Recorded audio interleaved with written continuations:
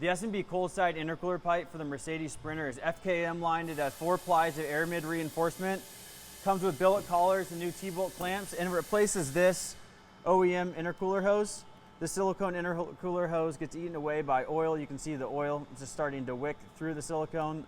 That creates cracks in the silicone hose and leads to failure.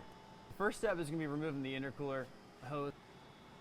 Now for this side, I'm just using one screwdriver and pulls it right off. Now we're ready to install the S&B. Now we're going to get this collar pushed on.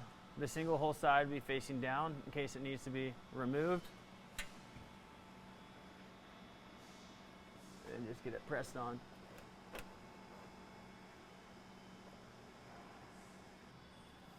Now when you have clamps pointing in the right direction, we're going to get our torque wrench. We're going to set it to 75 inch-pounds. And we're going to get started torquing these down.